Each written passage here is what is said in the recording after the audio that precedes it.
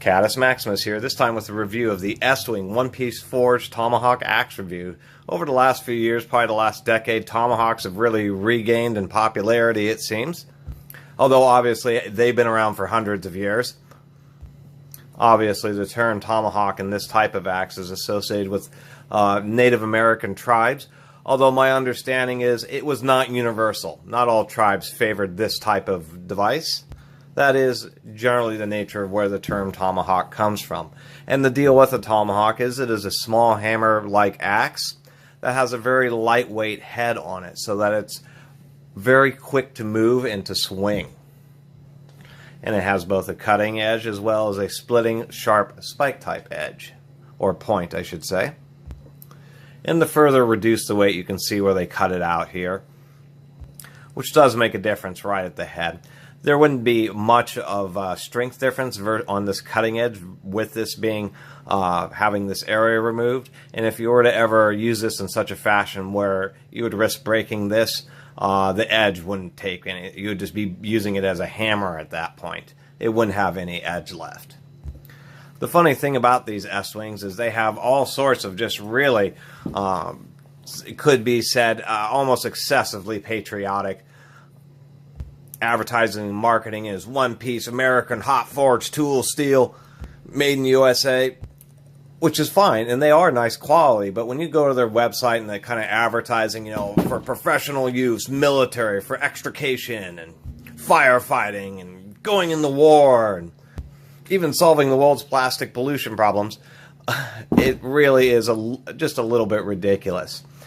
These are $40. That is the average price that I've been finding online. They do have a nicer version, which what appears to be the very same forging, but they sand the EstWing logo so it's shiny, and they sand the point, and then they put on a ring leather and staked handle. I would actually recommend against that one for a couple reasons. One, on some websites, when I just looked to do this review on Home Depot, this was $40. The leather handle one was like $54. But on Amazon, this was $40, and the leather handle one was like $75. You don't always get the best price off of Amazon, and you do have to watch for that.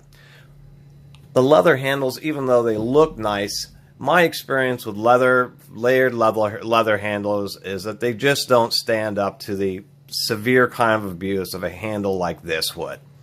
Over the years, when a leather handle gets beat, and especially the end cap that holds it all on gets beat and loosened up, they start, you know, getting loose and getting gaps and getting stuff in between them, and they're heavy. Ultimately, they are nice to look at, they are pretty comfortable, but they just don't hold up to the ultimate amount of abuse. And what I mean by that, here's an EstWing hammer that I've had for many years, probably over 20 years. The handle material has improved. It is a little bit softer. It may get cut and abraded a little bit more easily than the older handles. But this was to point out that if there was one worry or something you didn't have to worry about, it would be this rubberized handle coming off. This hammer here has just been run over and has just been totally abused on construction sites for many years, and just has absolutely no issues. These handles really do stay on pretty tight. Occasionally I have seen a couple come loose, but it's a very rare beast indeed. Continuing on, there's obviously much nicer tomahawks than these. They were looking around online. I saw ones that were hundreds of dollars that look just, you know, amazing. And so what's nice about this is that you get quite a bit of quality, a good quality steel that is indeed forged, one piece forged, for $40, which is, you know, quite competitive. Now, a couple things I'll point out is to make them competitive, it appears that they are kind of producing these fast and maybe not taking the closest eye on quality control. Maybe they're just looking for anything that's grossly out of specification. But I had selected this off the shelf, and they had probably 8 or 9 of them. I looked at the first one, and the tip here where they had forged it was really badly bent over, and I wasn't happy with that. And as I went digging through them, I kind of had a bit of a critical eye, but there were some various deformations, and that's one thing I'll have to really point out. Is all of the ones on the shelf, I got a pretty decent one, but I had to accept one where it had a bent beam, because there were ones that had twisted beams, which was going to be very difficult to fix. There were ones where this head was actually bent over at the top some, There are ones where this head was twisted in relation to the point, ones where the point wasn't finished very well, ones where this axe tip was not finished very well or had been totally ground off, so you didn't have that nice tip to get a good digging motion if you're happening to use it for any digging operations.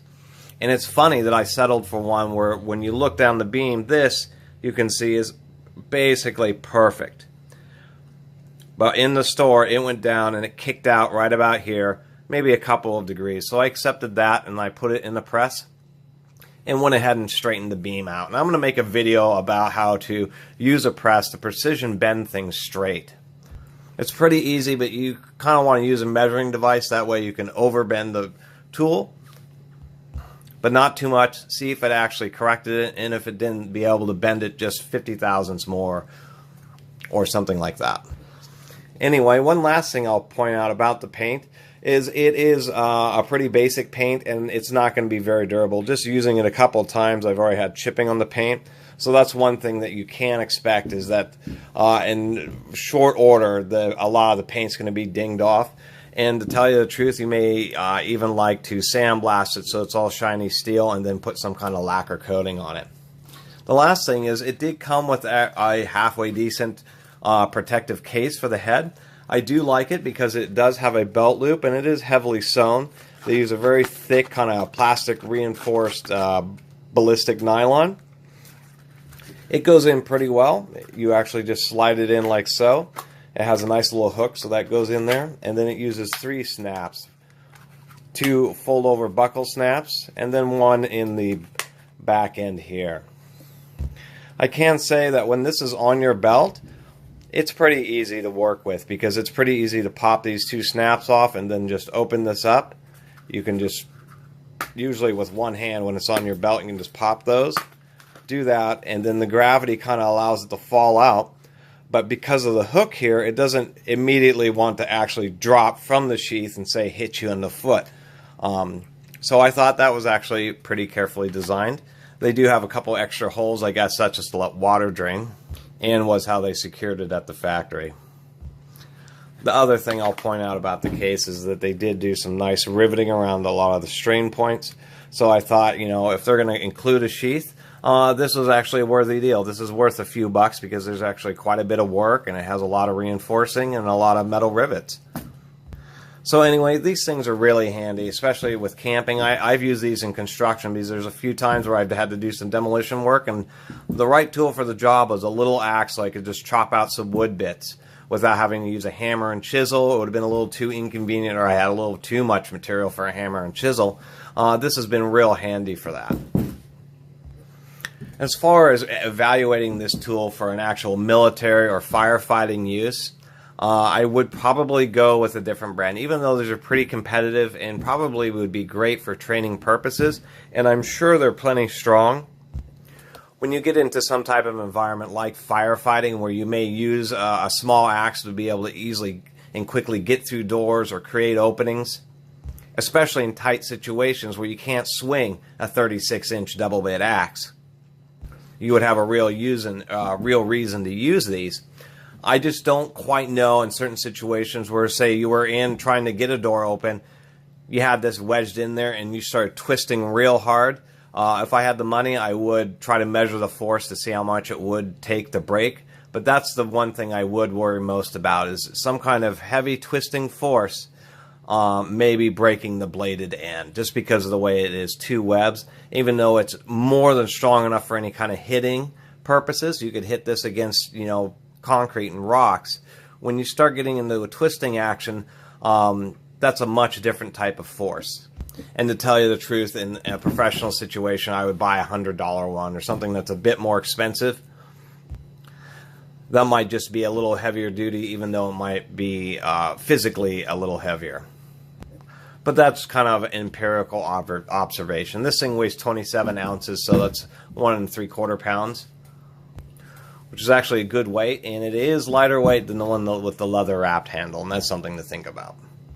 Especially if you're hiking around the woods, trying to build up kindling for a campfire. The heavier the tool, the more energy it takes to carry it around. Anyway, I really appreciate everybody watching. If you haven't subscribed, please do subscribe. Catus Maximus out.